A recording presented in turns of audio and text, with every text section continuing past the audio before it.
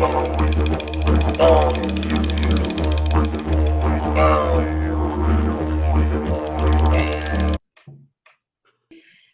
Leah. Thank you so much for agreeing to do the interview today.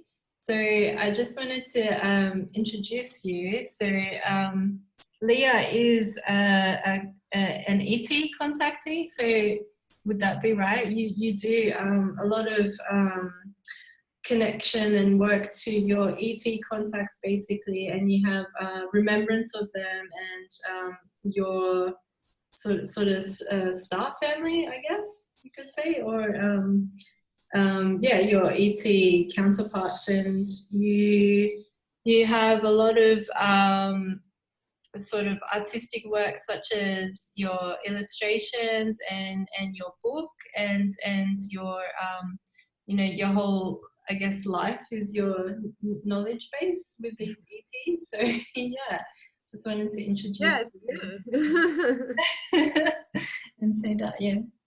Yeah, that's a very good way of putting it. Yeah. Yeah, so it's yeah, I'm a ET contactee, have so since I was a young child. I remember the first experiences when I was about 5, 6, and maybe even before then, I just don't remember. Majority of my experiences have been psychic and astral in nature, and I've only had a very few physical connections with my contacts over the years.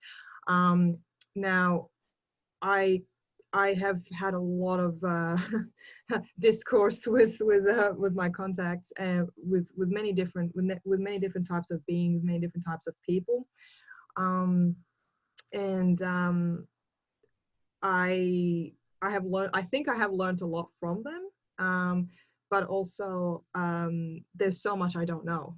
You know, this is only I feel like it is only like a fingernail in comparison to everything there is to know. And yeah, so I try to over the last few years, in the last few years, I've been trying to communicate my experiences through my art and writing, and everything else, even presentations and talks and everything I possibly can, to convey what I've learned. And of course, as I said, I'm always learning, but you know, that's even better. There's more to talk about. So there you go. Yeah, definitely. Because I loved the talk you did in the last conference at the Ancient Alien Ancestry conference. Yeah, it was really powerful. So Yes. Yes. yeah, the way that you were explaining the senses and the way that these ETs sort of contact you, and yeah, just the stories that you brought out, really it kind of helped me as well, because I think as a child, and you know, a lot of children probably experience these sort of things, they get it stamped out of them to believe that it's not a real it's not a real thing, or it's not you know, it doesn't sink in with the mainstream narrative, I guess, of what the reality is here. And so I think that how you explained the dimensions, and how you travel to other worlds and stuff like that, it really it just brought back a lot of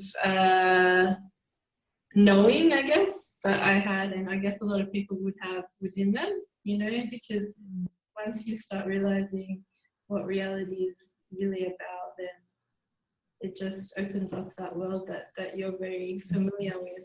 Yeah. Yeah. Yeah, no, that's a fantastic. Thank you. Yeah, that was a fantastic way of putting it. You brought up a really great point about how a lot of the topics I and everybody at the conference were discussing is often rejected by a majority of people because it's intangible, so therefore it must not exist. And I can appreciate and understand that mindset, because if somebody hasn't experienced it, how can they verify that it's true? But then again, everyone I have spoken to in these kind of quote unquote supernatural realms that we experience, everybody's had a variation of these things happen to them, whether it be ET contactee or memories of past life, or list goes on.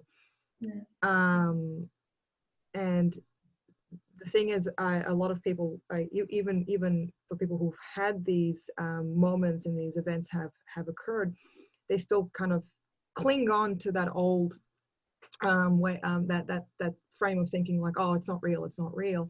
Well, I think it's a combination of fear, a combination of just uncertainty, unwillingness to learn, and just overall, like, not really knowing how to approach this sort of subject, and it can be very daunting, and therefore it's cast aside. So it's not taken very seriously, and I'm not in any way trying to have a go at saying that, oh, the dare I say, the non-believers are the problem here. No, I'm saying that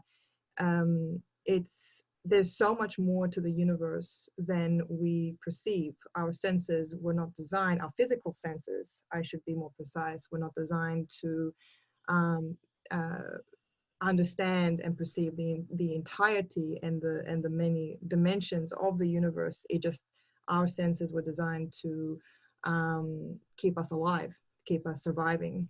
So if we have that open-mindedness to every topic we approach, I think that we can excel very, very rapidly and develop very, very well into a better people with just that frame of mind. Just remembering that we don't know everything, and if we start presuming that we do, that then what's the point? What's the point continuing? What's the point of growing? So yeah, that's sorry, I kind of went on a bit of a tangent. I go on forever. No, I agree, because I think I think it's so important, because like the way that sorry. No, I'm really glad that that I have had the opportunity to meet you, because it's really interesting, and it's really the way that the future would probably be, I think, because I do believe that I do really believe cosmic disclosure will happen. I don't know about you, but I just feel that it's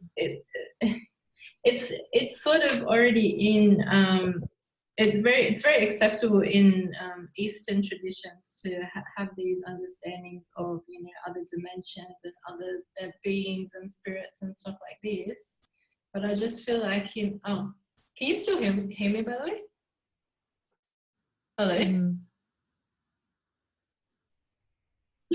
Yes, I can. I mean, clearly, okay. Yes, I can hear you. Yes. Oh, okay, yeah. I think the internet connections. Yes, yeah. It's not very. Oh, it's because I'm uploading something at the moment. I'm sorry. It's very slow. I forgot. That's okay. Okay. Yeah. Okay. Anyways, I think that in the Western realm, it's not as acceptable, these concepts, and I feel like that we're going to be breaking that barrier. Yeah. And the whole concept of what can you hear me? Yeah, I can. It's just that it is a bit lagging. Just okay. Yeah, it's a bit, yeah. It's not too bad though. It's not too bad. Or yeah. Well, I'm starting to I can hear you a bit better now. So whatever you're doing, keep doing it. Okay, good. Yeah. What was I saying? Oh, okay. Yeah. The sort of what you were saying was just for like a safety. Um, what would you call it? Like just a place where people can safely explore these topics would be good, so that like people like yourself can support Yeah. people, yeah. Because it's going to be scary for a lot of people, to Exactly. that reality. So we do need support in that. Mm. Yeah, absolutely. I utter agreement. The it's interesting. It wasn't until with the near the ending of the mid to ending of the 1800s, where Western science also shared the same sort of openness and willingness to explore as the Eastern as the Eastern side. So I when they were conducting experiments on people who are on the verge of death, and then they would weigh their bodies before they die, and then after they die, they would weigh the body again just to see if the soul had any physical weight to it, to see if there was any changes. So when the person died, was there a physical change? What actually happened? So just those sort of curiosities, I feel like we've lost that in the Western world, because for a scientist to actually start to explore those bigger questions of what happens in death, and is there a way to not just wondering whether there's life on other worlds, but being able to connect to those other beings from other places, in other than physical ways. So I think we've lost a bit of that as the years progress, because we kind of assumed that those don't exist, that area doesn't exist. So therefore, what's the point exploring it? And people who try to are met with ridicule, and it's disheartening. But I think those who try to brave the naysayers, it's an incredibly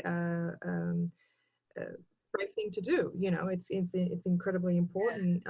Doesn't matter what it is. It's like people who question, and there's no such thing as a stupid question, really.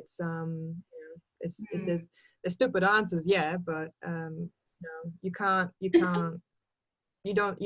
should never ever tell a kid, that's a stupid question that they've asked. It's just a question. It's one of those things. So, and I think we've kind of become that in the Western world anyway. So yeah, I hope we can get out of it as soon as possible. Yeah, me too. Yeah, that's true, actually. I think a lot of kids are taught in school in particular not to question the teacher too much, and just sort of apply whatever knowledge that they bring, and not question, and not ask, which is sad, because kids are really curious, and we are all sort of inbuilt with that curiosity to just explore, Yes. and learn. So I think a lot of people are questioning and waking up at the moment, which is good. So despite all the, I don't know, the stuff happening in the media at the moment with the virus or whatever, I think it's making people question a lot of stuff that we've been taught. So that's a good positive. Yeah, I agree. It's interesting when it comes to that what happens in schools. the natural curiosity that is so abundant in childhood seems to disappear in class as well. I'll only speak for myself, but um, when I was going to school, I remember being in class and just the thing is, I would ask about, if there was something I was interested in, I would ask questions about it, because the desire to learn more about a particular thing that is being presented. Yeah. But majority of the things that I was learning from my teachers, they didn't have a passion for, and that reflected onto me. So I never really bothered to ask. I never really bothered to care. And it was, not saying that, it's the teacher's fault and I'm not at fault for being a bad student, but I if why should I learn from someone who doesn't care? Like I can, that fire to, or if I see, even as an adult, like if I see someone who's absolutely passionate about whatever it is that they're doing, I want to know as much as I can, because I want to share a bit of that. I want to know why they love it so much. What's the joy? And so I feel like a lot of people don't, a lot of children don't really ask questions, or don't have maybe even the opportunity to do so, or because they're just not being invited. They're not being engaged in the subject. And as a whether you're presenting, whether you be a teacher, or presenting any kind of information to any group of people, it's one's responsibility to get people interested, to get people to listen, and to get people on board, because if you just end up not achieving that, well, that's your fault. Like, it's no one else's fault. That's like, if people found whatever you're talking about uninteresting, it's like, well, you know what I mean? Yeah, exactly. It's like, oh, okay.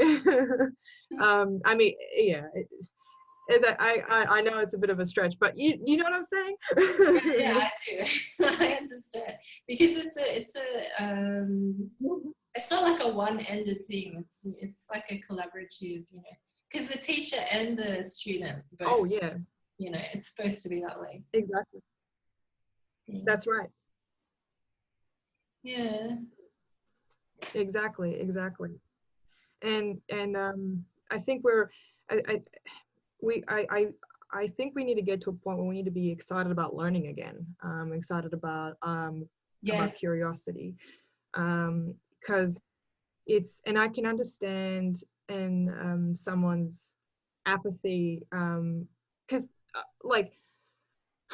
because we're surrounded by so many terrible things that are happening all the freaking time. I can understand why someone may want to shut down and shut off and not want to know, but because it's a form of self-preservation, it's self-protection. To you don't want to be harmed by knowing something terrible and awful, so choosing not to. But I think if we got back to, knowledge is not something to be feared. Knowledge is something that is to be embraced. And if you learn about something terrible, then there's a chance that by one's learning of it, it can be stopped ultimately. So, or reversed, or whatever, just turned into something good in the long run. And this is kind of what I'm fighting against. And I've been guilty of that before, just shutting off away from terrible things and pretending like they don't exist for my own sake. But we can't really afford to do that, and we're not at the stage where we can just pretend like these things aren't happening around us, so we can continue living in our bubbles, because one day those bubbles will get smaller and smaller, and then they burst, and then we have no choice but to face the terrible truth. So I think this is a time for us to be brave, and time for us to fall in love with learning again, and asking, and pushing for answers, pushing for truth. Yes, definitely. because you're right with the knowledge thing. I think that you know, if applied well, and you know, it's basically the same knowledge that's used against us. You know, it's just been kept from us, so it's not like, it's not a scary thing. So I mean, not knowledge itself is not either good or bad. It's just how you apply the knowledge into your life and how you use that. So you know, dark magicians, they use the same techniques that you know, shamans use. It's not something different. It's just the intent. So that's the most important thing. Mm-hmm. And then I had a question about Exactly. yeah about ETs, because I think there is a lot of fear about ETs in general. You know, like, I mean, yeah, of course we know, I mean, a lot of people, you know, if they know David Icke, or if they know even James Bartley, like, a lot of people talk about the reptilians and the draconians, and which is good, because we need to understand what's happening on Earth. You know, it's not just a human form. It's not something that's like, we need to understand, like, the origins of humanity. So it's a good aspect that people are waking up to this. But then also, I think that there are a lot of benevolent ETs that try to communicate, as shown in your work, I believe. Do you think that's the case? Do you think a lot of benevolent ones try to communicate with us on a daily basis, or do you think sorry, could you please repeat out? You cut out for just a second. What was your question? Oh, okay, sorry. I was just asking about the ET as a, like, you know, as a general question. Do you believe that there are benevolent ETs that try to contact people, and there might just be a lot of fear at the moment with the subject in its totality? I'm not saying like just because of one aspect or another, but maybe just the total view on, you know, extra dimensional races, and, you know, like the just beings that aren't physically seen on our dimension. That sort of stuff scares people. Yes, absolutely. Well, so that's a great question. I think that back, I would probably say 20 or so years ago, maybe even 30 years ago. I would have said that humans were too afraid, too anxious. They only ever saw ETs and extra-dimensionals as, you know, as these foreign things, these things to be afraid of, these things to be that are only out to harm us. That's their whole purpose, is to come here to conquer, to you know, do whatever, and then, you know, go back to wherever, you know, they came from. But the thing is, it's not that's kind of a very human way of thinking, this whole concept of conquering, this whole concept of taking, because that's something that we've done to each other. And that sort of way of thinking rubbed off into all of us, and that level of paranoia just never, it hasn't really left. But I think in present day, from what I'm seeing, more and more people are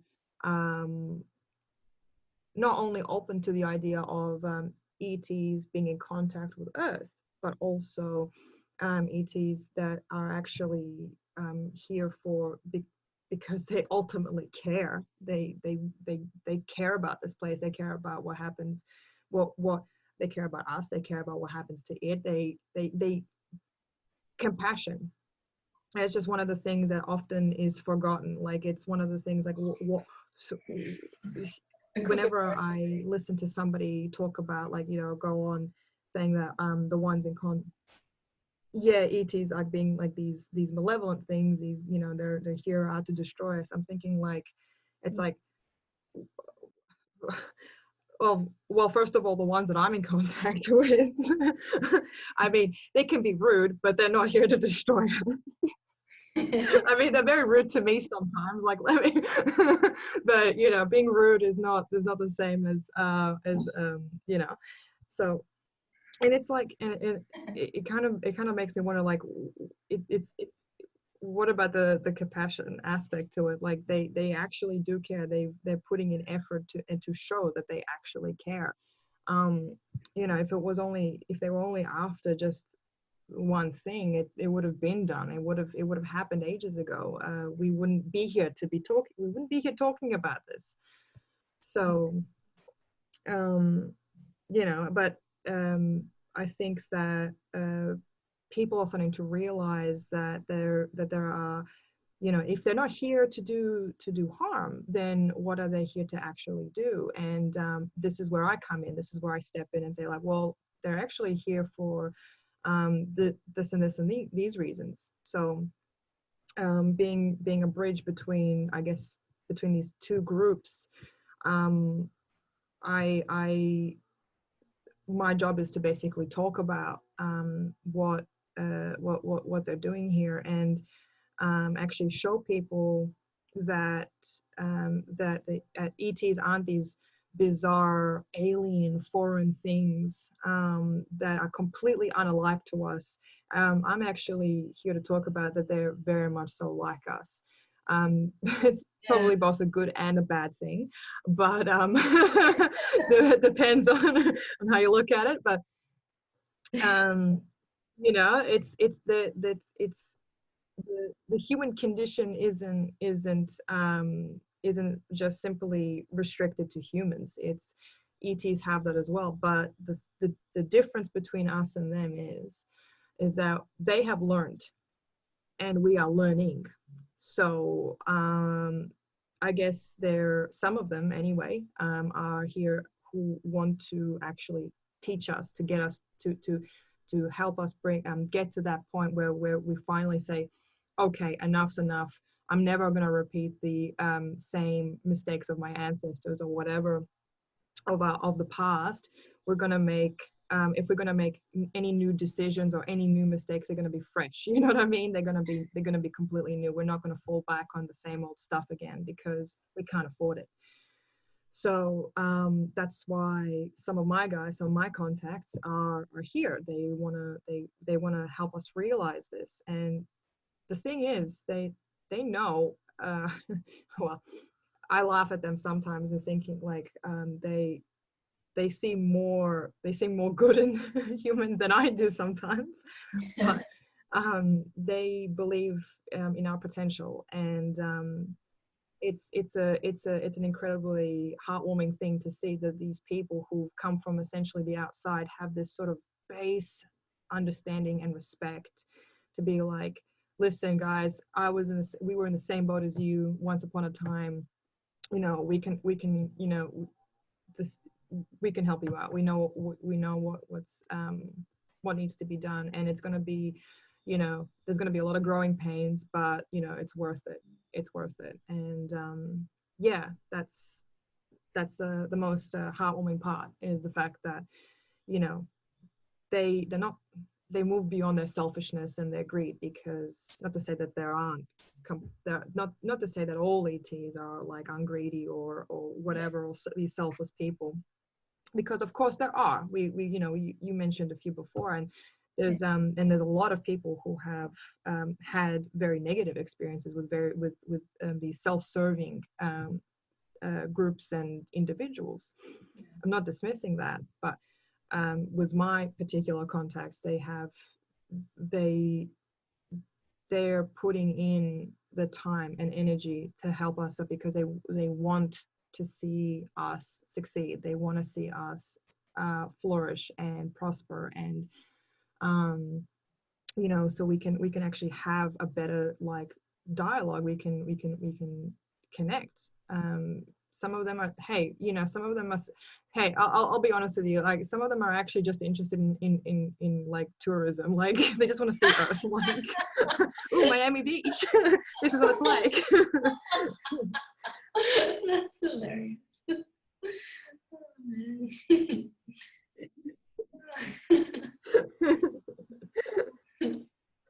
Well, I'm glad. I'm glad they've got a sense of humor as well.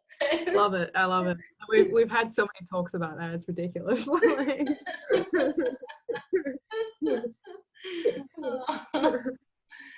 yeah, I think that's really important, actually.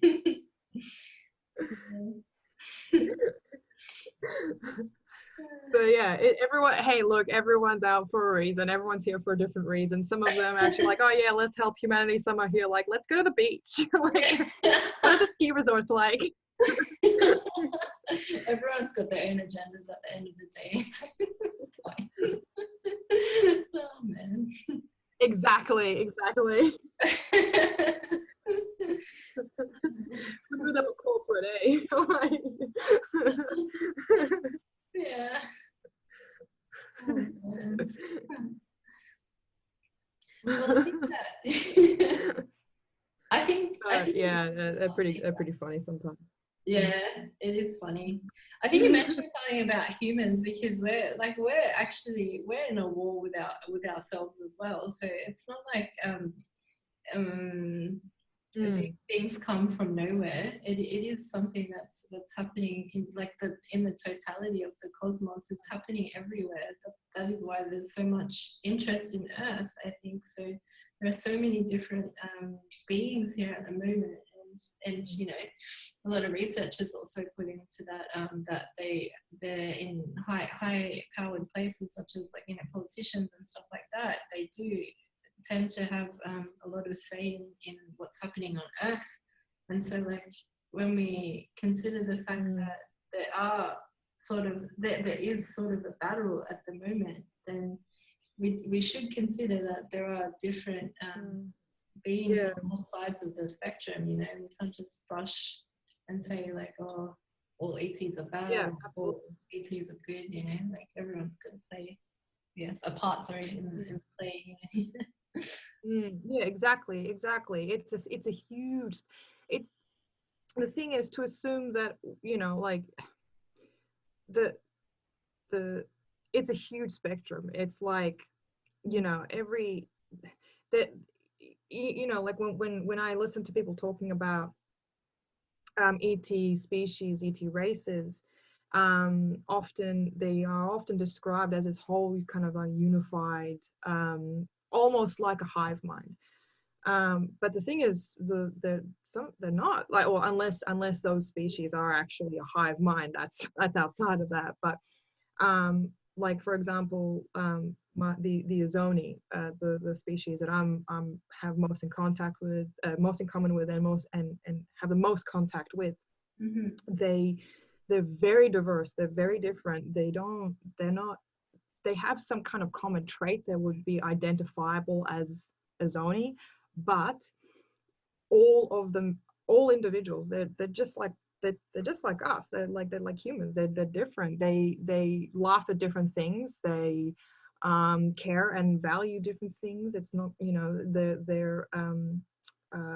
their purpose is all different, just like ours. And sometimes they're really funny, and sometimes they can't tell a joke to save their lives. So it's just one of those, oh my god, I have to tell you, just slightly off topic, the Azoni ambassador, Voljiman, she's gorgeous, don't get me wrong, she's beautiful. I'm a little bit gay for her, I'm not gonna lie.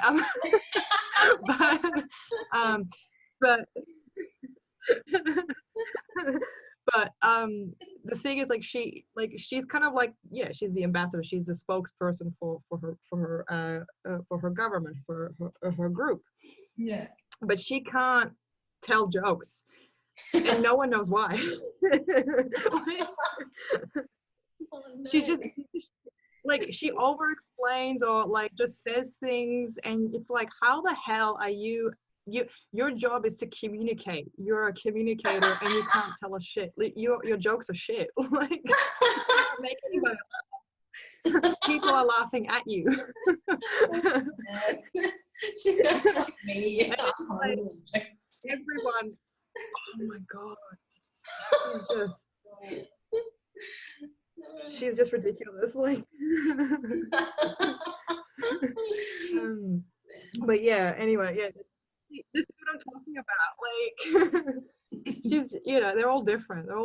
And yeah, like they all have their own agendas, their own purpose to do what they do, they have their own motives.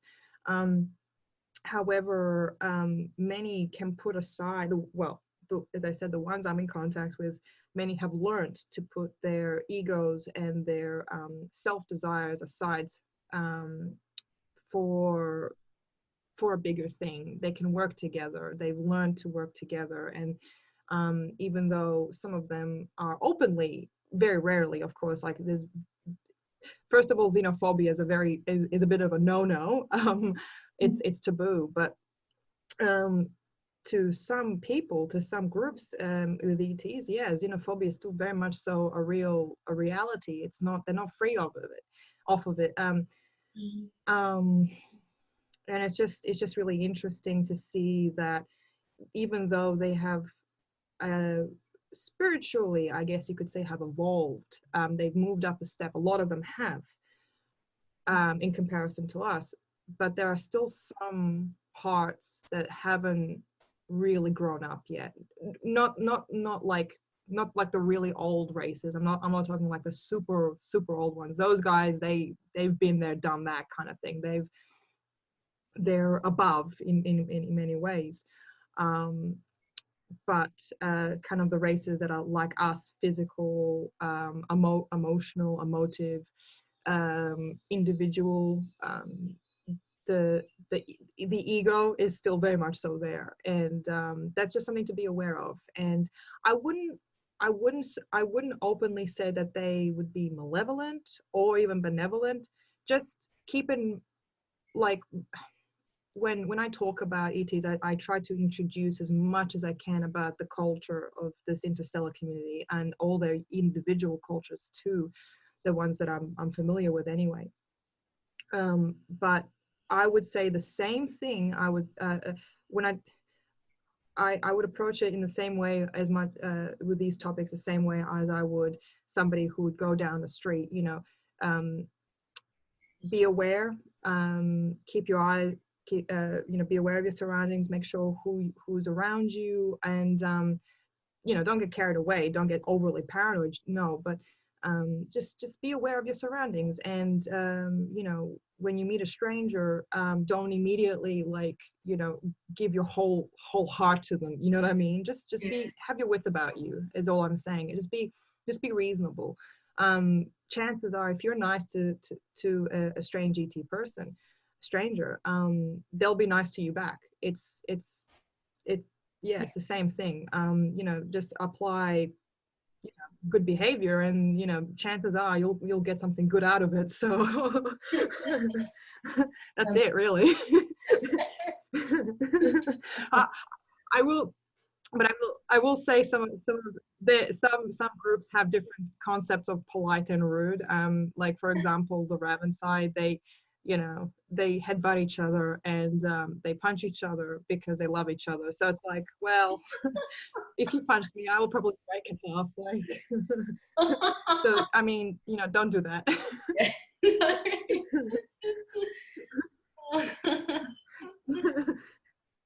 I love that you have like so many reference points and experiences that you can pull forward, because it's really good. It gives like that knowledge sort of gives more perspective. Well, it's yeah. No, because I think that like a lot absolutely. Yeah. Because the thing is, sorry, please continue. I'm interrupting. Sorry. No. I was just gonna say, well, I know for me anyway, I got influenced a lot by, obviously, the Hollywood TV movies and stuff like that. And then I think like, oh, they all look like a grey alien or something. Like all the ETs look the same. Or sort of like, they do the same thing. Yeah. I really like that. I mean, there's a certain layer of truth in the movies, definitely, but I think that for the most part, I mean, yeah, I don't know. Yeah, I guess with Hollywood movies, they always have their own sort of agenda. Yeah, I think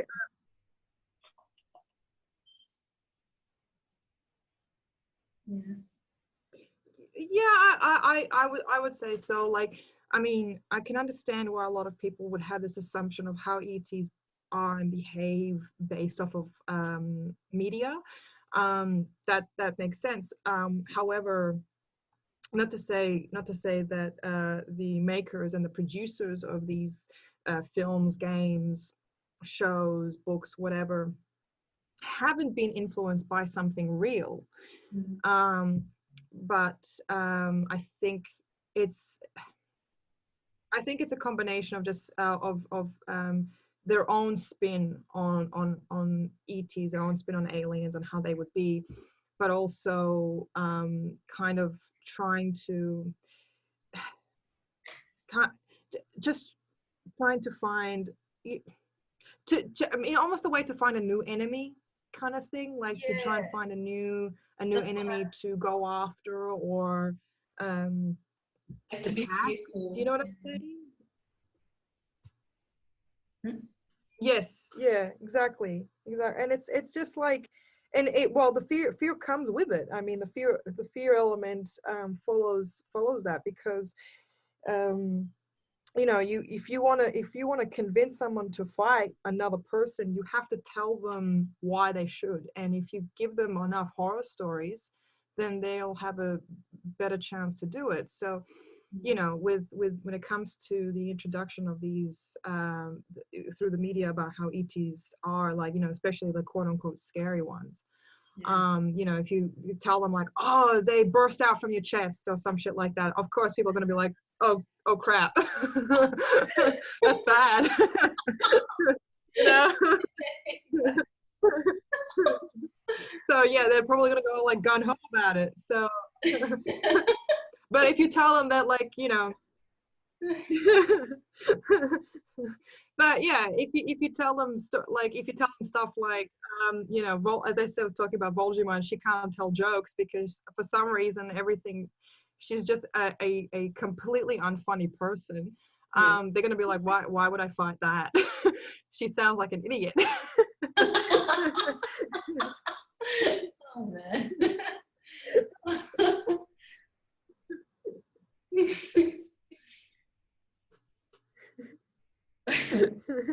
But you see what I'm saying? Like, I it's just little do. things like that. Yeah. Definitely. And I yeah, it's a combination of things. So yeah. But what I've actually kind of wondered as well, like the Yeah.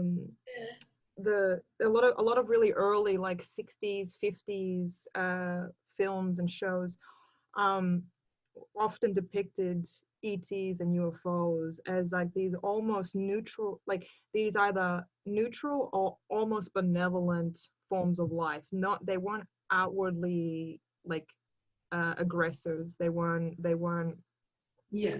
often um, attacking humans for no reason or whatever reason they could come up with. But yeah, I've noticed that, and then it sort of like changed a little bit, during as the decades progressed into the 70s and then 80s. It was all like, ET's bad, humans good kind of thing. And then to now, where it's kind of this whole idea, this whole shift happened, where it's like, humans not so great, ETs probably not so great either, so we're all pretty bad.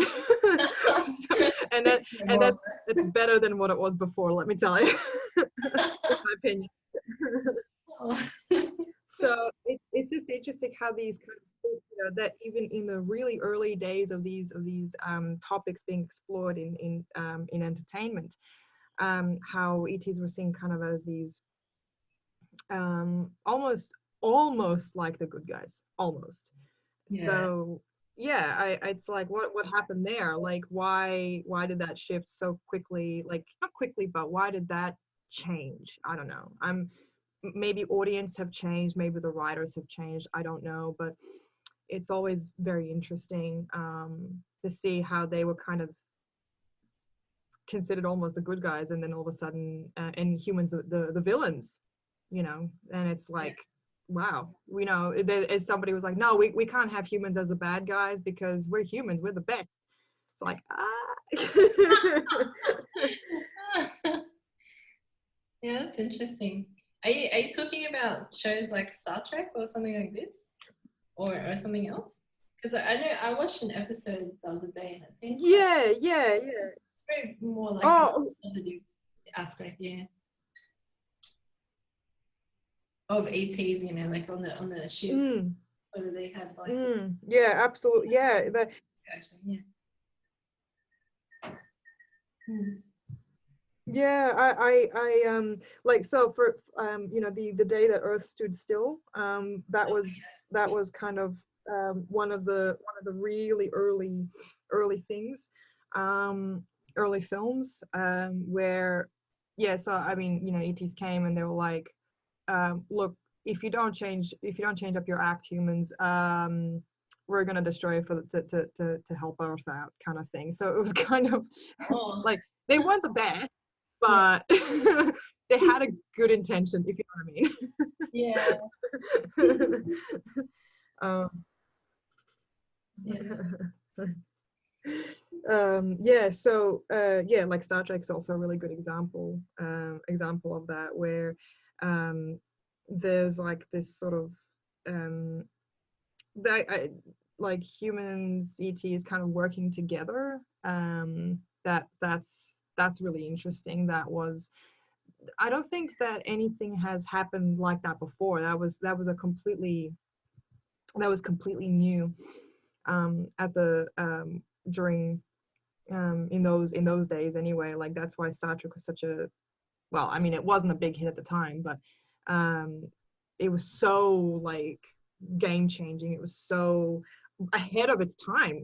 Literally, it's still ahead of its time, you know, Star Trek. So yeah, it's just, it's yeah, this whole idea where, you know, you have humans and ETs actually working side by side for the same goal. And in many ways, that's reflective to reality, where you have ETs who, and some humans as well, who are working for the same toward the same goal, which is basically to ensure that we have a future, that everyone has a chance to overcome the challenges. yeah. Yeah, I think that's pretty much what's happening now. I think people are I feel like anyway that they're either Yeah. they're gonna probably be forced to accept this reality, which is not like which is the real reality of, you know, like I like the way you explain ETs because it's coming from an internal aspect of yourself, your own experience, and you know, your own Mm. connection. So it's not like, I mean, it's not so far off away from us. Actually, it is like, you know, we're all capable of accessing that which you constantly connect to, you know. So it's not like people should be scared about these sort of topics, but just I think Mm.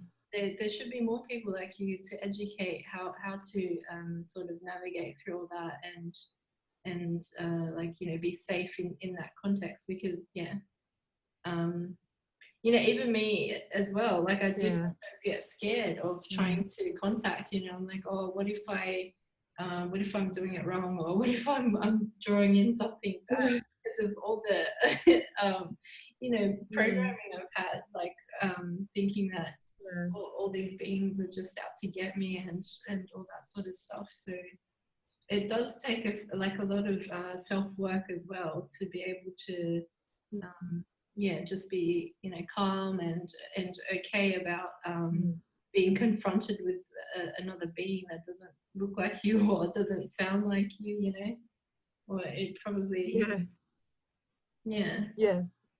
just yeah. But I mean, Yeah, I absolutely. yeah. Mm. Sorry, yeah, you go ahead. Sorry. That's, oh, no, no, no, no, sorry, you continue, sorry. No. I was actually finished. I don't know what I was thinking. Yeah, that's all I wanted to say. Okay. All right. Yeah, yeah, it's good that you mentioned that, because how to, when you're trying to make contact, with these beings through astral or psychic means, or both, or non-physical means, shall we say. Um, that is a great question to ask, and incredibly important as well, because as you said, you don't want to knock on the wrong door and then Yeah, you're fronted with like a crazy axeman or something like that, right? So being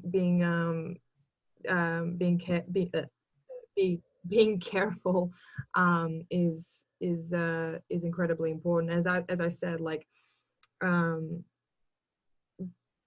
I wouldn't like not it's I suppose in some ways I'm lucky because they kind of contacted me first. So I've never really had to go out by myself for the first time trying to make contact with ET. It started off with them coming to me. So to be able to give the right advice to somebody who wants to go and reach out to them directly is difficult. But I would say if you want to make contact, I wouldn't open your. Basically, the best way I can kind of explain it is to maybe reach out with as if you're reaching out to shake someone's hand, kind of thing. Um, and it's important to keep in mind as well, like, because the consciousness is incredibly powerful. Like the consciousness is the most powerful thing in this universe, our minds. yeah, And we all have one. yeah, And we can all connect to the greater consciousness of this universe, and ultimately through each other as well. So if we tell our minds, if we tell ourselves as we're reaching out, I want to meet somebody who, that kind of affirmation, like, you're like, this is like, you kind of like go to sort of like a criteria, like, you try to list everything, like who you want to be in contact with, who you want to talk to, that sort of stuff. And then you kind of, and that's when you extend your hand out to say, like, hey, I'm here. The it's kind of like going into a bit of a chat room. That is the best way I can think of it. It's like you can still pick which chat room you can go into, but it's still going to be, it's all strangers. Everyone's a stranger. So you don't know who you're going to meet, but once you do end up connecting with somebody, then try and suss your way to see if this person is actually genuine or somebody who's shady.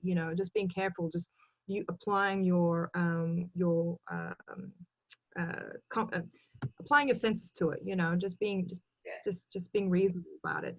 And there's so many factors involved, because sometimes they can behave very strangely because they're ET, but or non-human. But it's important to remember that when we're connecting consciousness, there's a transference happening. There's an exchange that happens.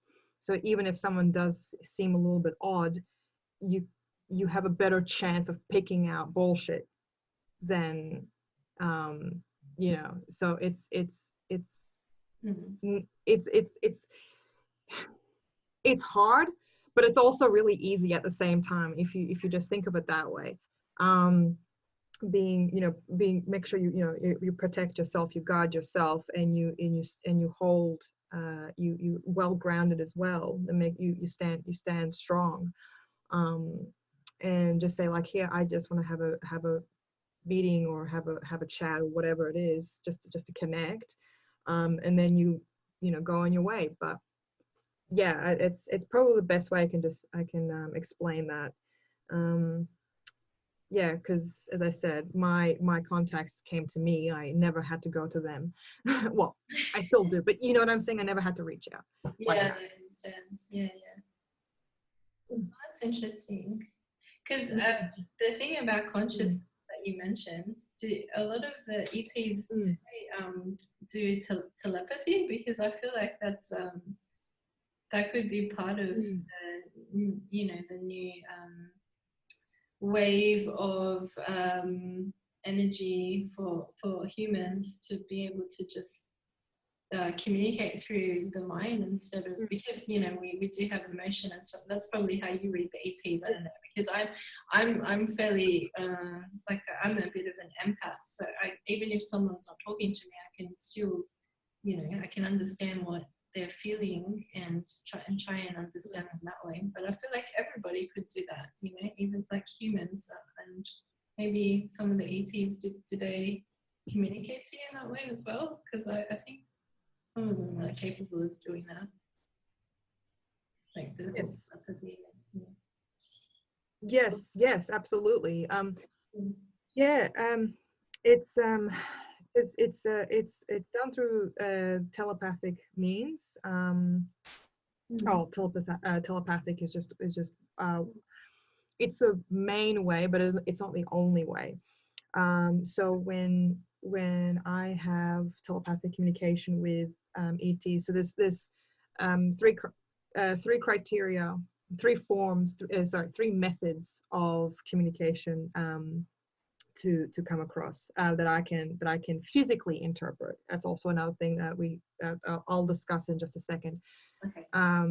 So there's pure language. For example, if I'm in contact with an ET who can understand the main language I have learned, or I am most familiar with, then that's certainly one way. Like I think in English, so if they also think in English, then there's a better chance of actually having discourse.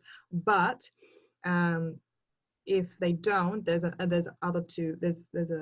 two other ways. There's visual, or sensory communication, so they can apply sights, sounds, smells, touches, you know, like all of that is to one another, and to better articulate exactly what they want to talk about. Visual is probably one of the more dominant ones, but of course this is coming from somebody who's visually dominant, so of course I'm more sensitive to picking up visual stuff inside my mind's eye as opposed to any other sense. And then the third, which is empathy, which is what you just mentioned before, being able, they call it telepathy, where they can communicate with each other through emotions. So you have all these chords, shall we say, for to connect each other with, to connect to each other. So you have it's language, it's the senses, it's emotions. There's all these different things to really hammer a message in across. Now, the problem is, so consciousness is not as we understand it, as humans understand it, a tangible thing. It is something that is seemingly almost as if it lives outside of this physical universe. But that's, again, a whole other topic we'll dive into another time or later, I don't know. So when you have communication through those telepathic means, that information that is directed sometimes is not always picked up by the person, because by the receiver, because once it is picked up, their brain, their nervous system has to figure out what that message is and put it together. Of course, this happens within like fractions of a second, but sometimes that information gets lost in the process of translation. So it's a combination. As I said, it's not 100% like when even we experience it sometimes with verbal communication. Like, you could be talking to somebody, or they could be talking to you. Even better, they'd be talking to you, and then they say a sentence, but you only pick out a couple of words, and then you're like, wait, what did you, what? And then you've heard what they said, but you didn't pick up every word that they've said.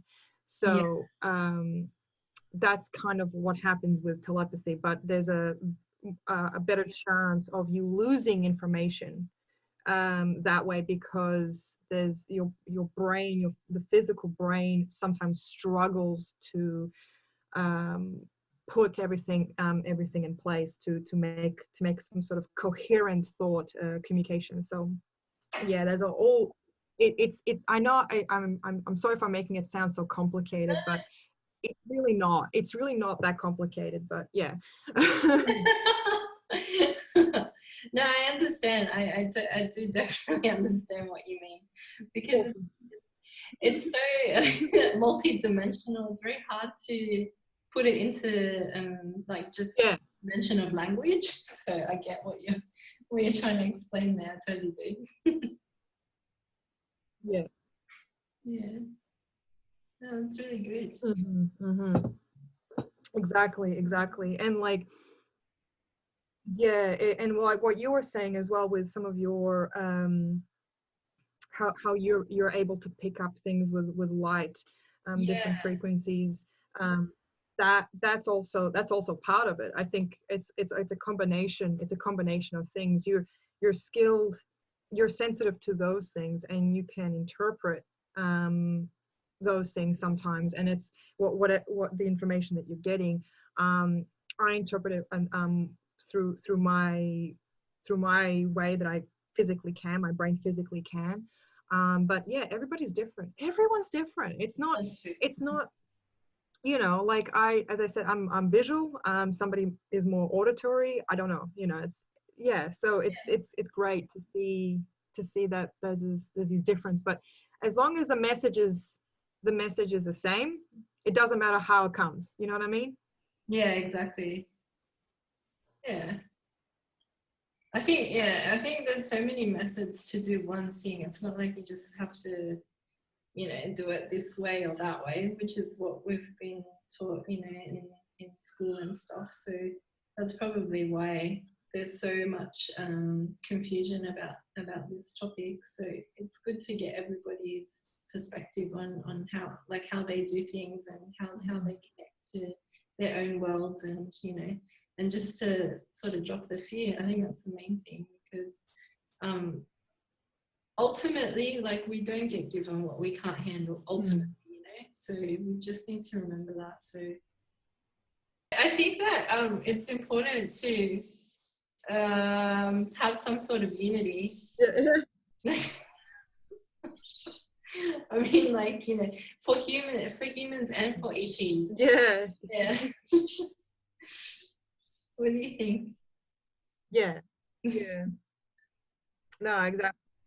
Yeah, absolutely. No, yeah, it's unity is an interesting that is something I've kind of been wondering myself. Now we've we all come from the same place, even though we all may look different and we all may have lived different lives, sound different, you know, all of that. Like, some of us, you know, coming from different places in you know, not just necessarily on Earth, but also in other on other planets, in other planes of existence as well. We all share that common thing. I call it the soul. We have that ability to connect to each other on the highest level, because soul is free of race, of gender, of everything. It's not a soul doesn't have is uncategorizable.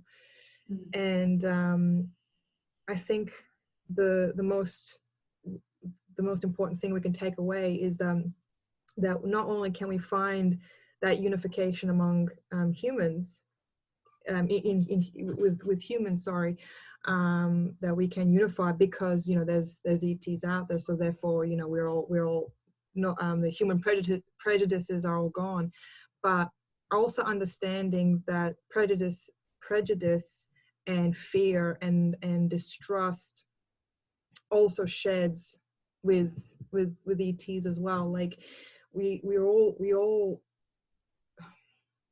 people, all of us, and it's not easy to acknowledge that we're actually we're more it's funny, it's like we're almost, we have more in common the more we don't like each other in some ways. It's with more distrust, with more discrimination. But if we keep that in mind, if we keep that, like that core truth, to, you know, if we hold on to, if we really, if we keep to that, then unification is just a natural result. This sort of sense of brotherhood, this sort of sense of peace, this sort of sense of understanding and respect, and boundary being a really important thing. And a lot of people assume that, oh, you know, if we're all together, and then there's no sense of boundaries, and where's my space start and the other person's begin, kind of thing. It's not like that. You can still hold on to one's individuality, even in unification. You don't have to strip yourself away, but just understand that we are one small drop in this ocean, in this universe. But that little drop is that's us, makes it that ocean. And that's what my ET contacts have told me, and that's something they have repeated. This is a value that they have instilled in me over decades. And they've told me that, you know, they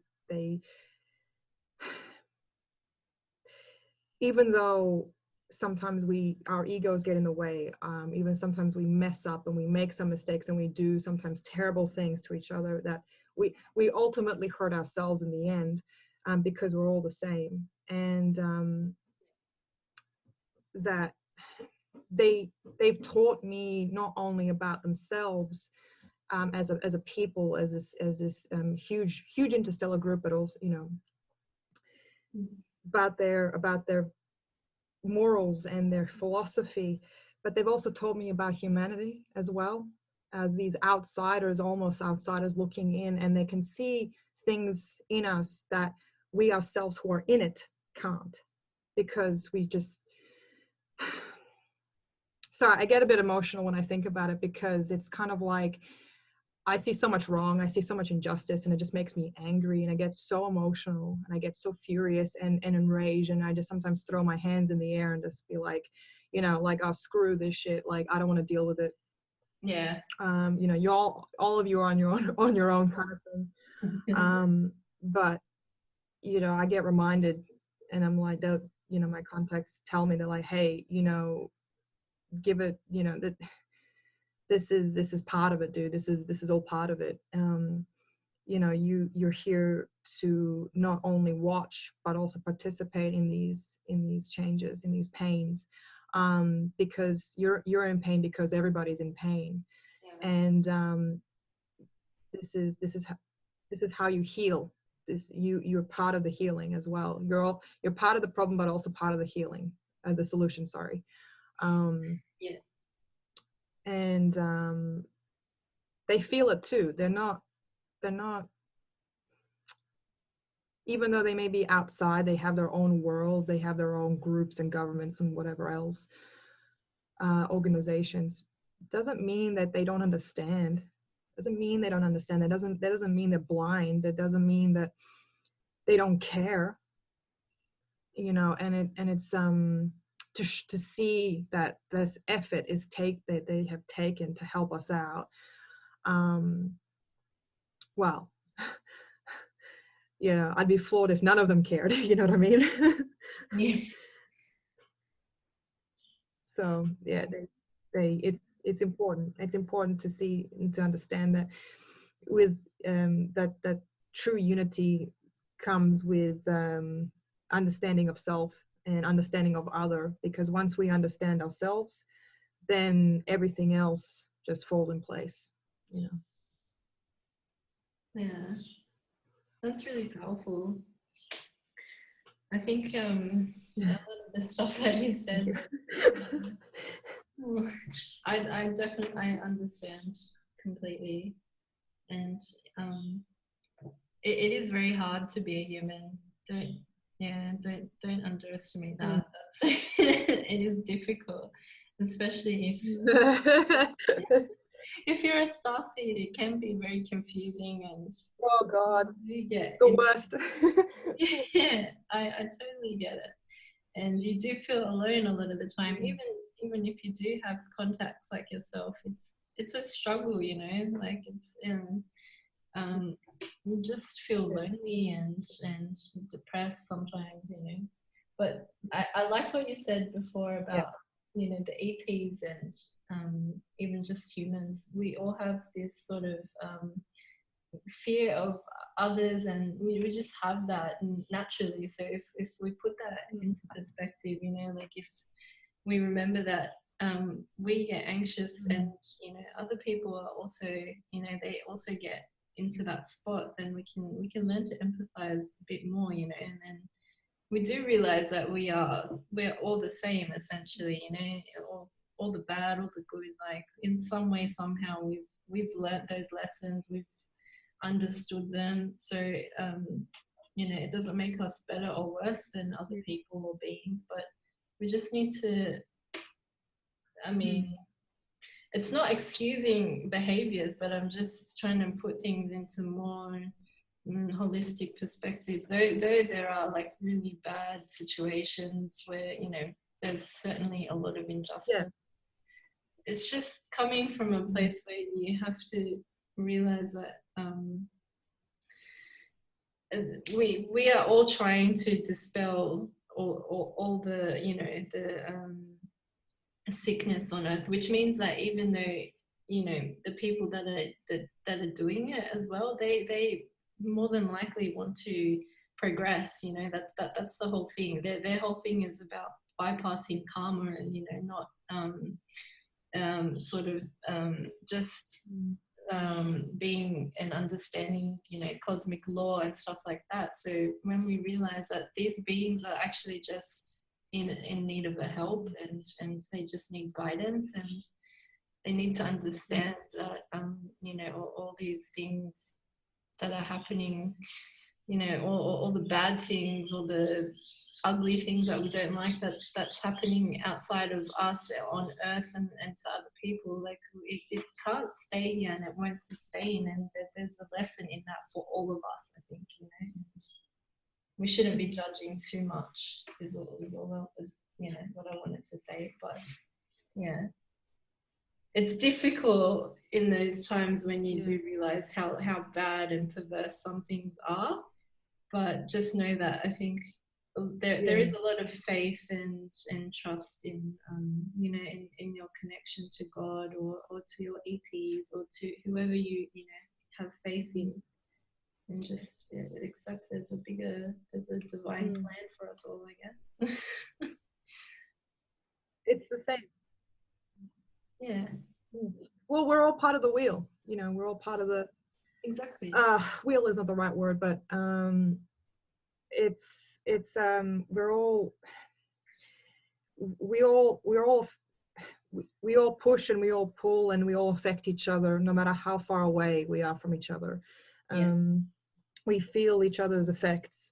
And that's something like an ocean. It's literally like an ocean. You know, you create a small ripple here, and then that ripple comes back to you sometime down the line. And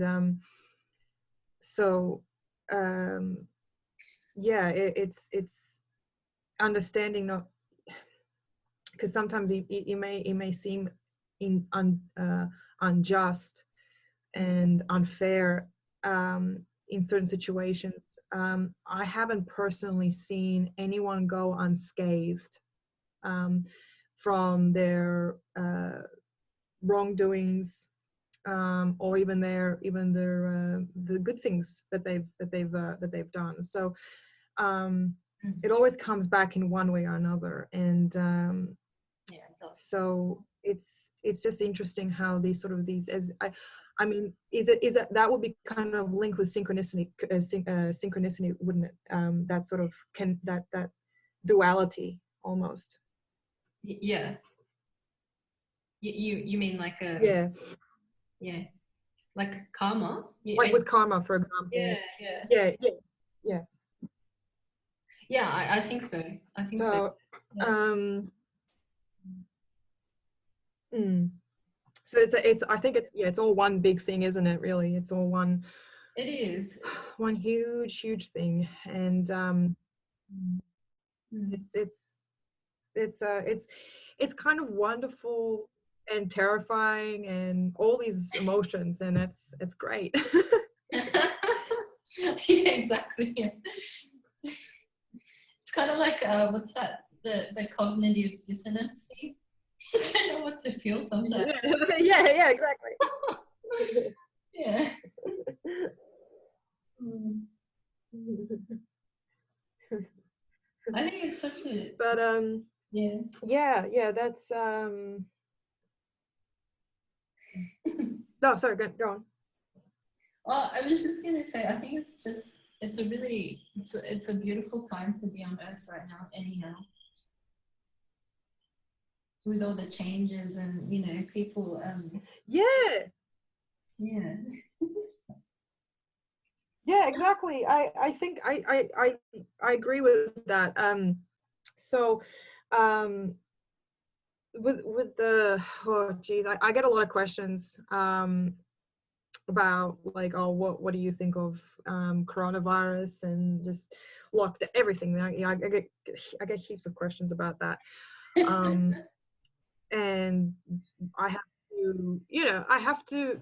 It's I I will say it's not fair for people who have suffered because of it, whether it be they have suffered because of health reasons or financial reasons, or who have known people, loved ones who have gone through similar struggles. So who have gone through those struggles because of this global situation. It's not fair. I will say that it is utterly unfair. Yeah. However, on the other hand, the Earth is taking a small breather. It's taking a break just from the just general mass human action that we have often put in place, and we've been doing for so long. So I think that this break is maybe a small window for us once we come back out to see that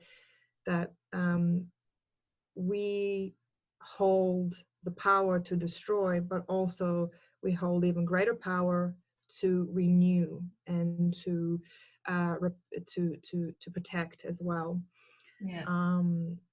Not just for the planet, but for ourselves as well. Like to show that we are in no way in charge of the planet. The fact that the planet is in charge of us. This is lesson one. But it's to show that we as there's quote unquote the more dominant and intelligent species has we can act we can choose to become the guardians, not the parasite, and Yeah. to maintain balance, to maintain health, to maintain a biosphere. And yeah, this is something that ETs have been wanting to show us, and this is what a lot of themselves, the struggles that they have gone through in their own histories. They've had to learn some similar lessons as well, that they are not the owners, they are just the protectors. And there's nothing wrong with having that humility. It's just, yeah, it's there's nothing wrong with taking care of something. I think it's a beautiful thing. And yeah, why do we have to take? What's wrong?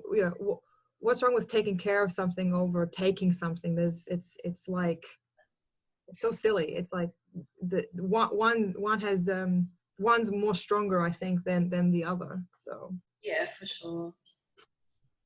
Yeah, definitely. Lot to learn, guys. Lot to learn. Yeah. Well, if one thing's gonna fall, and I think everyone can agree that capitalist society is just like what you were mentioning. It doesn't work, it doesn't work just taking from the earth and not, communicating with her, trying to take care of her, rather than, just stripping her away and abusing all the resources. It doesn't make sense. If we're living on earth, why would we want to do that? Mm. Yeah, yeah, exactly. Why damage the house that you live in? It's kind of like Yeah. putting holes, tearing down the walls to build, a chair. It's ridiculous. um or a fancy chair, sorry, a fancy chair, like an ornate chair or something like that. But it's the thing is, it's the assumption that the earth has infinite resources. Our economy is based off this assumption that earth has infinite resources, which it doesn't. It has the opportunity to have infinite resources. However, the sheer amount that is being used is not enough to cover the time to replenish that. Not to mention that we don't have, or the technology is not there, whether it be suppressed or be just unavailable for whatever reason, to help compensate for the high demand, the increasing demand of resources. So it's just one of those things where we got to be smart about it, and we got to be mindful for our own individual use as well. um, you know like, for example, saying no to disposable coffee cups, for example, Yeah. using our own mugs, and take the what do you call the reusable jugs and bags and whatever else, cutlery. So it's just those small things can actually carry a fair way, but it has to start off with all of us to have this agreement, this consensus that this is the direction to go. This is just one example, of course, but we all have to agree that we have to work together, or nothing happens. Do you know what I mean? We can't Yeah. if we have to, we all, it's just one of those things. It's just one of those things. A plan cannot proceed unless everybody agrees to it. Change cannot proceed unless everybody agrees to it. And not to say that we have to become, we all have to go green, and like everyone has to agree on every single topic there is, and so on and so forth. No. I'm not saying that. I'm not saying that we all have to strip our values and be replicants of each other. Yeah. No. But just being aware that we all want a better world. We all want a healthy future. So if we want to get to that, let's do it. Put the ego aside. Do what ETs have been doing for ages. Put aside their own personal issues, whatever that may be, for a bigger thing, for a greater goal. Yeah. And they achieve it. They achieve it soon, because they can do it. They've learned how to do it. And we can do it too. It doesn't, it's all within, it's really a small thing. We don't have to, you don't have to gain telepathy or some sort of like, psychic ability to do it. You don't have to. It's just putting the ego aside. That's it. Yeah. Yeah, I mean, we can more or less agree on, the basic things, like, we all want peace on earth, and, we all want harmony. We all want that.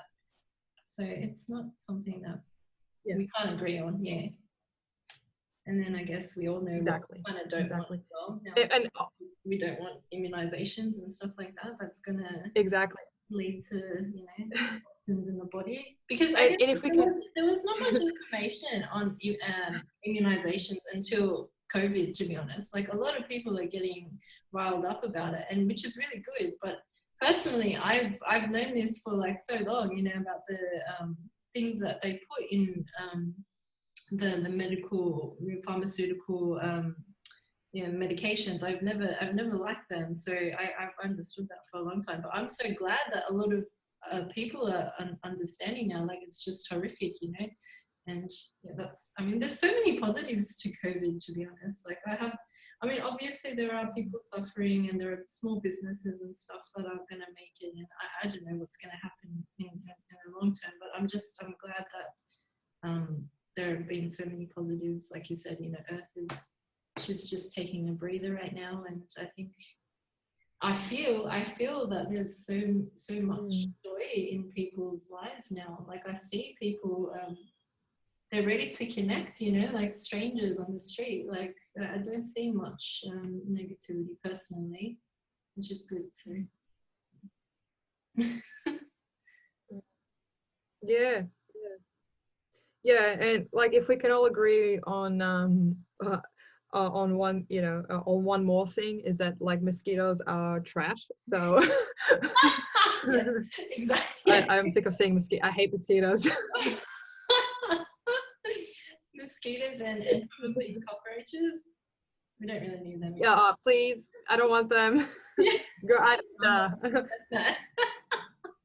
least a cockroach is sick and you can eat it, right? Like, you know, a mosquito is too small and they just carry disease. Yeah. Oh, I'd rather mosquitoes. I don't like the cockroaches. Oh no. Oh man, we're gonna have a war. We're about to have a war, you know. Oh. I'm ready to fight. I don't mind. Oh man. You're ready to fight. Yeah. Brilliant.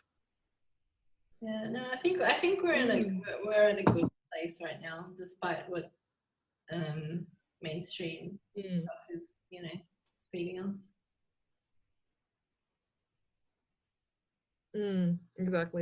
Exactly.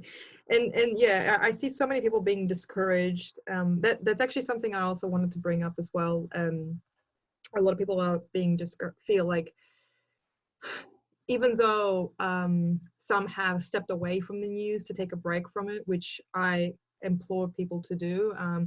You know, watch the news every once in a while, like maybe every couple of days or whatever it is, just to keep up to date. And then like, but don't dive into it. Don't dive into it, because it's a sure way to. It's a very slippery slope, let me tell you. But there's nothing wrong with not being productive at this time. There's nothing wrong with just taking a break. Not necessarily from your regular responsibilities that you had a few weeks ago, but away from your own how do I say it, your own kind of motivation, your own push, you know what I mean? Like, but you don't have to whip yourself. You don't have to whip yourself. This is a time where this is a struggle. Like, it's both a good thing. Like, I see it as an overall good thing. Yeah. But I greatly appreciate that it is a struggle for people. So having that understanding that, like, it's okay if you haven't achieved this particular thing today or the last several days. It's okay. It's okay. You don't have to keep whipping yourself. It's not because you lack discipline or you lack care or whatever it is. Shit's going on. Things are changing. You know, we have to. Change is uncomfortable, especially if it was unwanted. But hey, look, it's just part of life. It's just part of life, and we'll adapt. You know, we'll adapt. Adaptation's still a thing, you know, and it's not, it's fine. It really is. It just seems ugly now, but yeah, it's just give it time, you know, and have a that perspective is very, very important. You know, you you can find doom and gloom in nearly anything, but you can also find sunshine and rainbows in nearly anything as well. So yeah, exactly. It's a perspective.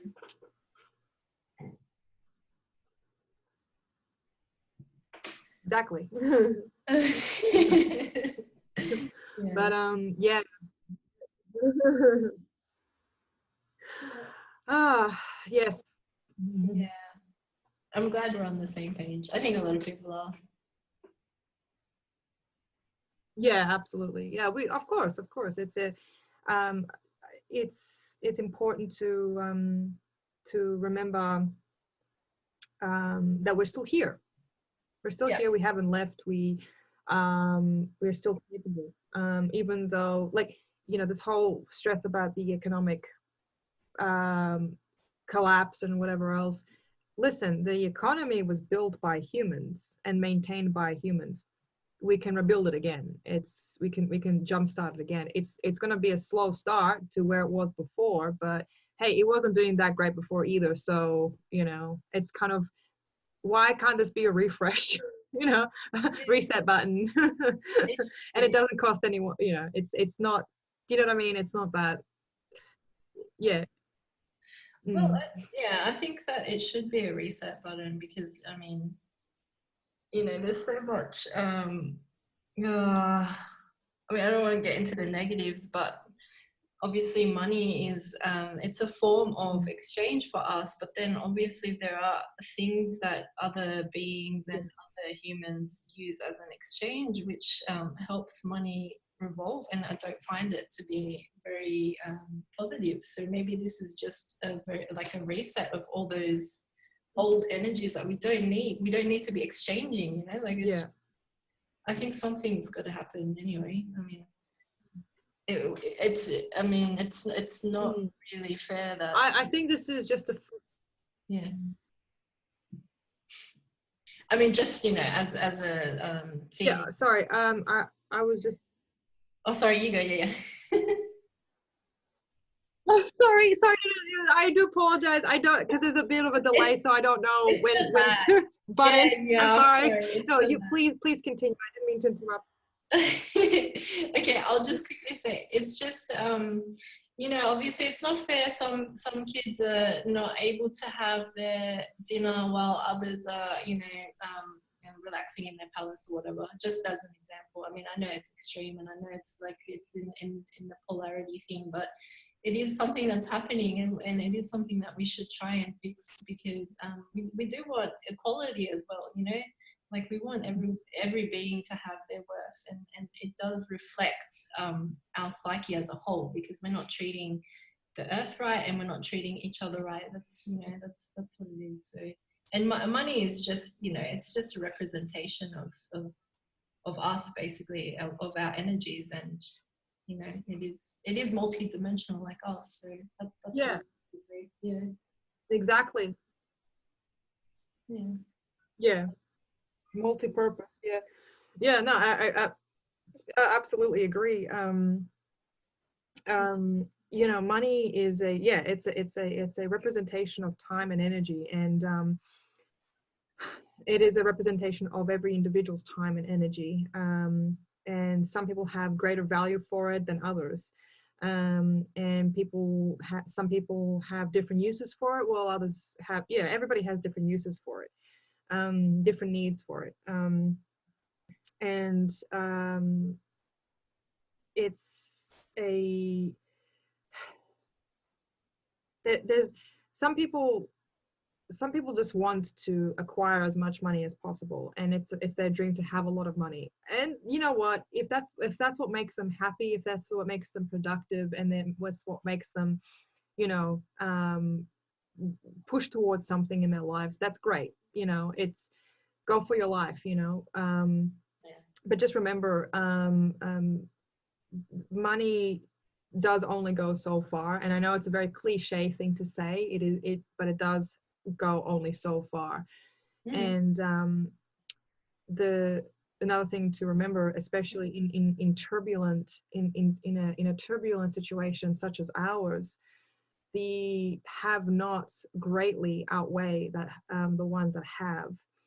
So I wouldn't be ready to flaunt, if I was somebody that had overabundance, I wouldn't be ready to flaunt that towards somebody who has not enough of their needs met. So it's we're it's a slippery slope as well. And I think that a lot of the people who've had a very, very long time, like the super wealthy, these dynastic families, have had their reign for, and this is almost a very blunt way of saying it, but they've had it for long enough. Do you know what I mean? They ran the world for long enough, and I think it's time for them to step aside to put this to rest. But of course, that's not going to happen unless they're forced to do so with whichever means. And I think that with enough pressure, with the right intention, is an important thing. They'll soon realize that their purpose, their value that they once believed that they had, is no longer there, and their power is gone after that. They essentially become worthless. And I know it sounds very harsh to say this, but when you're talking about people who have only known power for over hundreds of years, who have only ever considered to be the most powerful groups and individuals that have ever lived on the planet, it's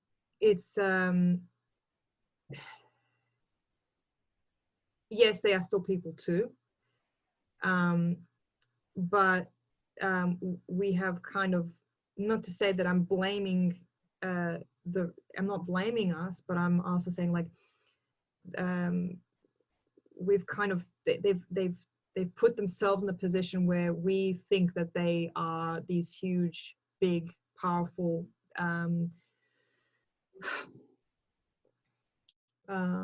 players. I don't know how, I don't really know how to say this, but it once we realize that they're not, once we realize that the truth that they're actually not, that's when it all goes. That's when their power really truly does go. Do you know what I'm saying? Yeah, definitely. I think that well, they're not, I mean, they're just putting a show, and they've always been doing that. They know. So the power does lie, with the people, because we're the ones that can overturn that. They're scared of us. That's the reason why they're just throwing all this fear stuff at us, because they're really scared. So this is where we can unite, like you said. We can just, okay, well, you've served your purpose for hundreds of years or whatever, but now is our time. We don't want that anymore. Exactly. We're not exactly. Yeah, we're not slaves. And that's the thing, and that's something a lot of people tend to forget as well. Human rights is not something that has ever been earned, something that has ever been bought, something that's ever been sold, something that's ever been given away for whatever reason. Human rights, it starts at the moment of birth. Your right to live, your right to prosper, your right to survive and make independent decisions starts the moment you come out.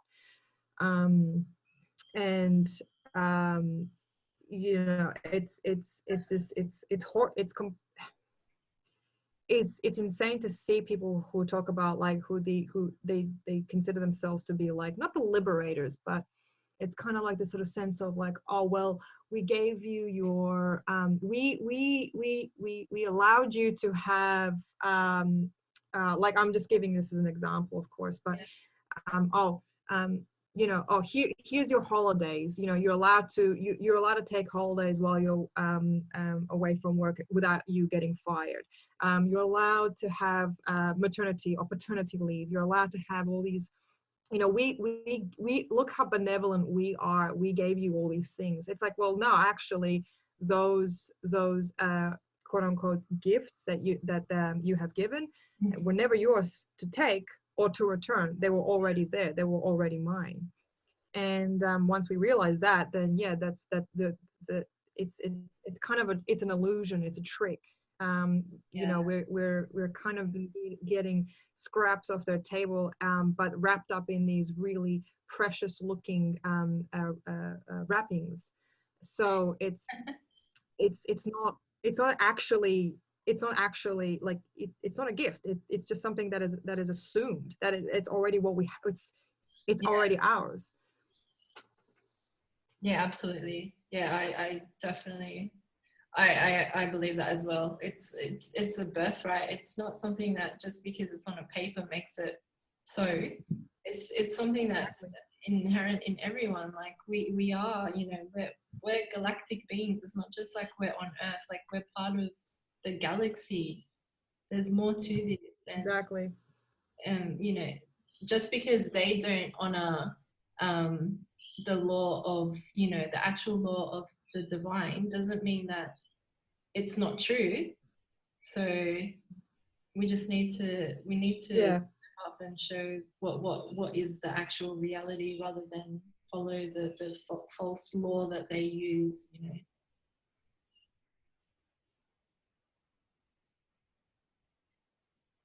know. Exactly. And I think see, whenever I look at these super wealthy, powerful, connected individuals, like, you know, you hear about them all the time, but these families, these CEOs and owners and whatever else. The cabal, yeah. I feel bad. I actually feel sorry for them. I feel pity. I actually, when I look at them, this desire for control, desperately trying to cling on to the strings for control. It's pathetic. It's very pathetic. It's like as if they don't have material control over something, therefore they don't. It's almost as if they don't have control over their lives. It's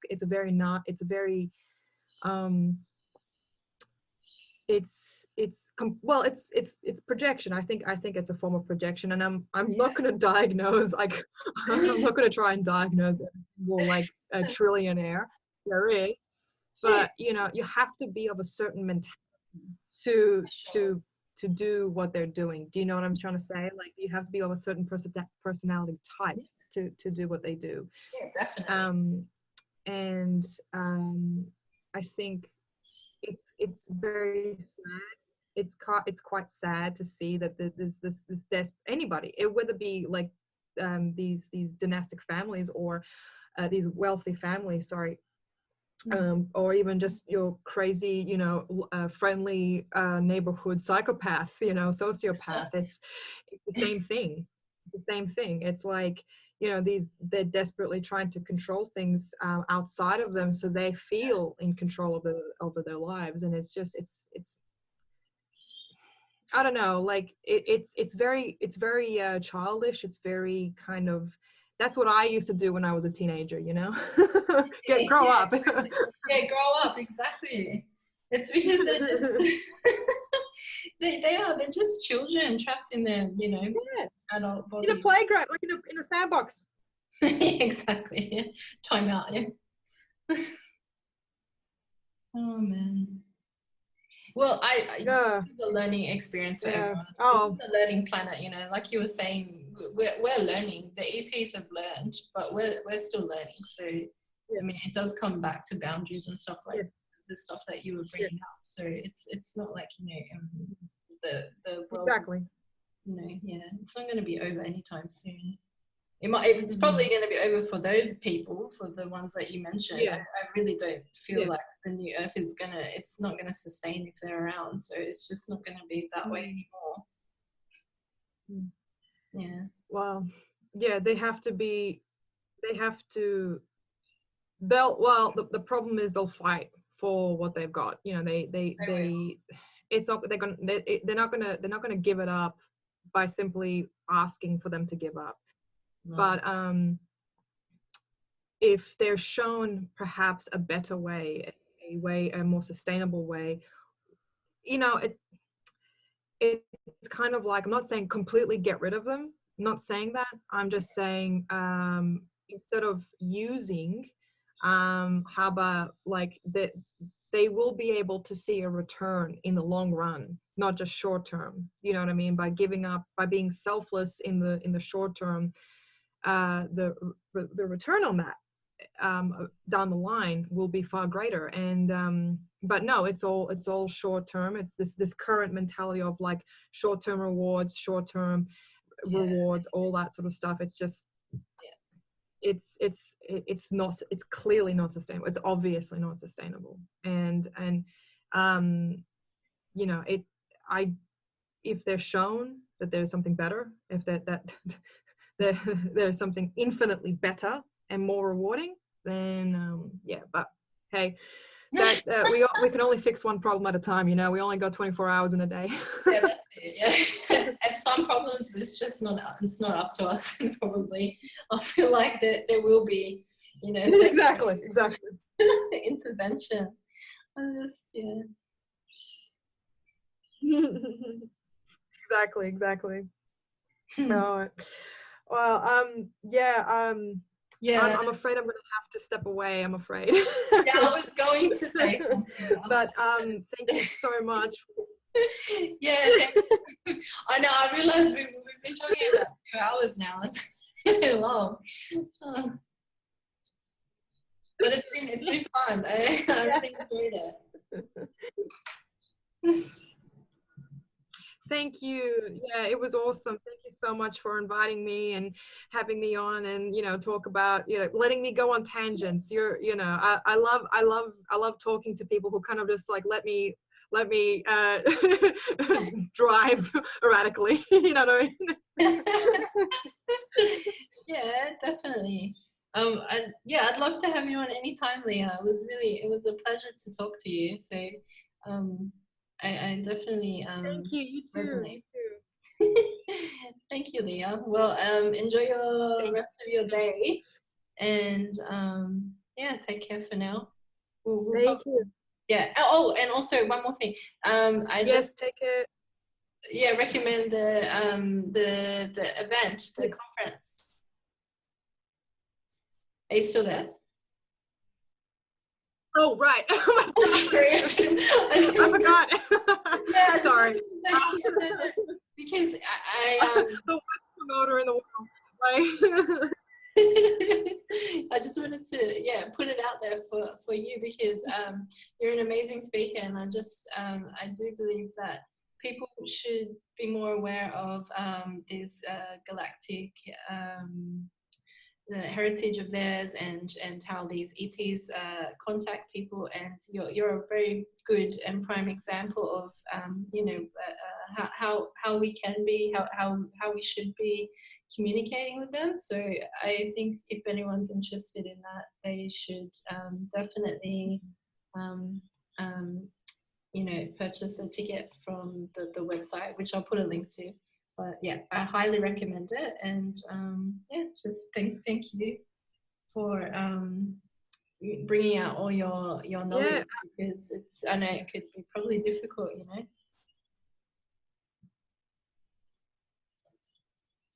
So yeah. Thank you so much. Thank you. Yeah. So yeah, we've decided to move the conference.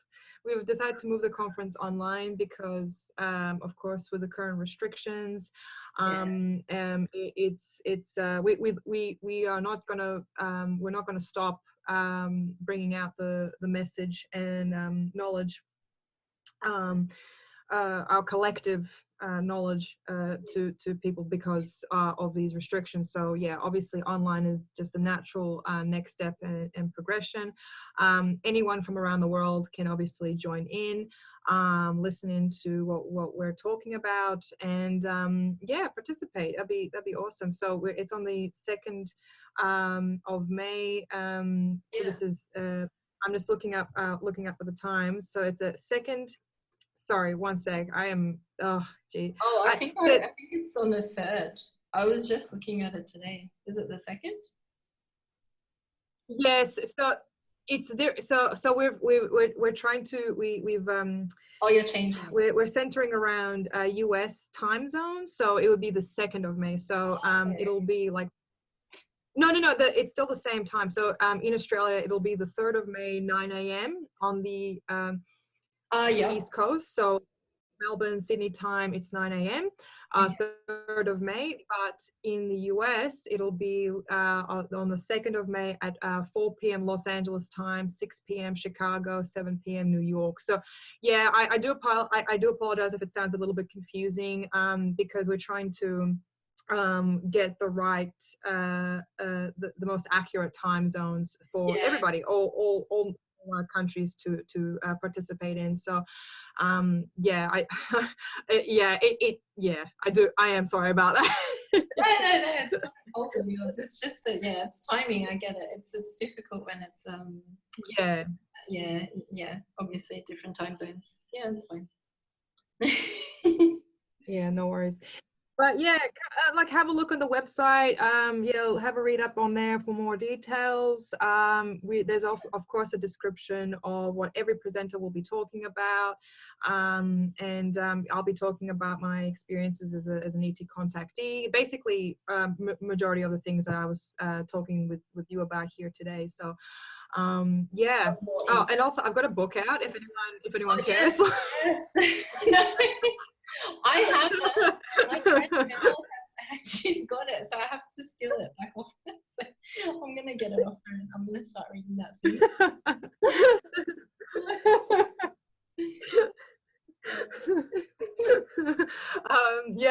So I've got a book out, like just talking about my past lives, a bit about. Yeah. Oh, thank you. It's awesome. Dark red again.